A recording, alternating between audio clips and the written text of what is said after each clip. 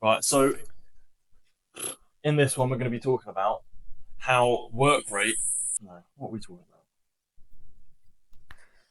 So we're gonna have a little chat about how to cure weakness and fix most of the problems in Western society, I guess. And it's a theory that I have, which basically states that all work should be done on a commission basis. So you only get paid for the amount of work that you actually do and for what you're actually worth. And this theory, even if you're stacking shelves at Tesco's, you have to stack, I don't know, 10 shelves today or you're not getting paid. Seems pretty fucking easy to me. Uh, and that in itself would fix a lot of problems because all we're doing now is by paying people 10, 12 quid an hour. It sounds like a really low amount, but if they're doing no work to actually earn that and just sitting in the toilet um, and slacking off and not actually doing any work, all we're doing is promoting weakness and promoting the fact that you don't actually have to work for money. And I think that there's actually an illusion with people that, let's say, work at Tesco's and they come home and they're like, "Oh, I worked really hard today," and they didn't. Like they might have stacked a couple shelves, and it's just an illusion because they had an 8-hour shift and it's longer than their normal 6-hour shift. And realistically, they didn't do anything there. They just slacked off and got paid for it anyway. So lucky them. Yeah, But it's fucking stupid. Like performance, like the performance should be how they get paid, not on the fucking time basis. yeah, They determine the complexity of the task based on its time period, not how fucking much they do. yeah, So it's like, oh, it's really hard because 8 hours. 2 hours of that, you sat there, fuck all. You're out of till the whole time. Whereas if you actually fucking smashed it out and made like, stacked like 100 shelves, there's no way they're doing that in their normal time period. If they're just saying, oh, here for 8 hours, stack shelves, probably do like 10. But if they get paid per shelf, we'll do like 100 fixed. And then yeah, that competitive spirit is going to come back. I reckon competition or that competitive spirit amongst society is completely lost. So it's pointless. Not pointless, but it's not really honourable or respected if you have reached like a higher level of achievement because people don't really care. They're getting paid to fucking sit around and do fuck all. yeah. In fact, it's more like a competition of who can do the least Oh and yeah, get paid the most. Like a lot of entrepreneurs that I'll talk to, their dream is to set up a business, have it running, and then just earn money from it while they do fuck all, and that is like their dream. Whereas realistically, obviously, the top level, like your Elon Musk's, will create a business that's printing in billions of quid a year, and then he'll create another business because he doesn't have to work on that one as much, and he'll just keep creating. That's what like a great entrepreneur will do, or someone who's actually good at shit will do. Whereas promoting this idea of like, oh yeah, I win because I'm the laziest who can be is the jack? absolutely fucking ludicrous. It's stupid, and I don't really understand it. And I guess there's certain jobs that society does need, which couldn't really be paid on performance, such as sitting on a till. Like that person sitting on that till can't really control the amount of customers coming in, so they can't get paid per customer they serve. Um, They can all or sting like shit for starters, and yeah, that's true. Yeah, people you might come can. over to their till more. There's most definitely missing standards in the workplace and in modern society. Like people can just turn up. For example, when I did work in retail, like people would cycle into work from like miles away, come in stinking of shit, and then just be like serving customers all day. Like no one wants to smell you when they're doing their shopping. It makes me feel sick when I'm fucking walking past you in the staff room, let alone the customer you're fucking serving. It's disgusting. And I think that you should just be sent home. Like, don't come here stinking of shit because you're making us all look like shit. And that is actually like, it's just a fact. We're just losing standards the whole time. Yeah, and that's another thing when it comes to I don't know, relationships and stuff like that as well. Or not even relationships. I think it's just the general hierarchy of power, maybe. Because well, think of it this way: if you're paid on performance base, that means the people who can perform the best, then obviously going to get paid the most, obviously. But the people that are like I don't know the fittest, can last the longest, got good endurance, good intelligence, they're going to obviously be the fucking top dogs. And the people that aren't, that are weak, slow, fucking shit at everything, Yep. obviously gonna naturally get less. So you're maybe thinking this is obvious, but then let's relate it back to, I don't know, maybe gender roles or ages within the kind of society. Obviously, women at a younger age obviously aren't going to perform as well as a male in their peak physical performance. So therefore, they're more likely to blend into their gender role slightly more correctly than if they were both getting paid the same price in an hourly wage. Which is exactly what society needs. Mm-hmm. Society does not need 19-year-old women like who are in the same job role as a 30-year-old man getting paid the same. It actually does not need that. I don't care what anyone says. Society does not need this 19-year-old female on a building site with all the 40-year-old blokes. It's not necessary.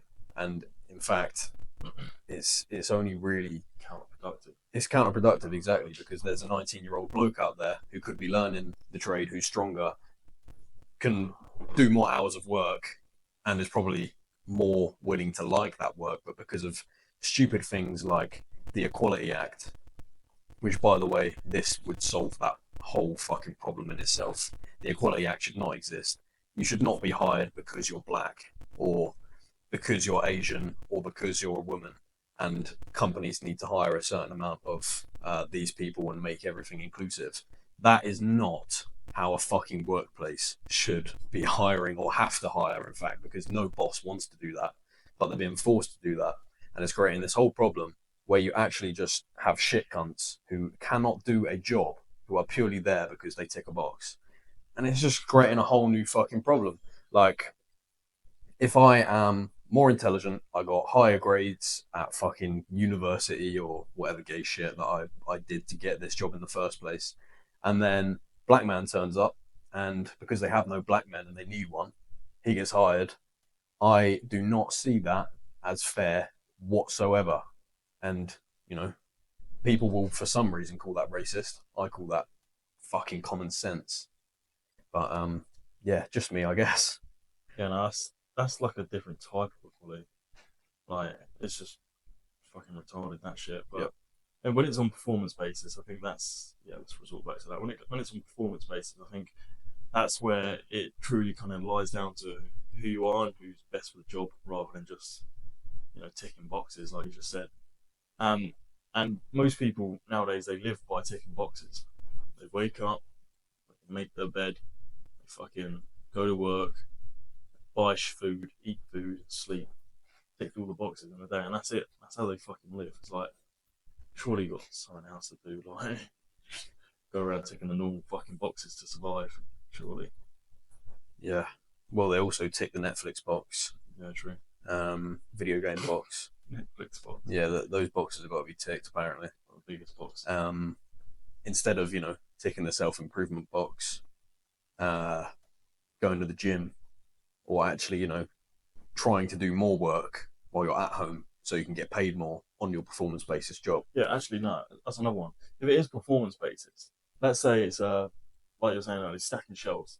You say, oh, we've got maximum of 50 shelves to stack today. You're here for 8 hours. You're like, what the fuck? Like, I could do that in 3 hours.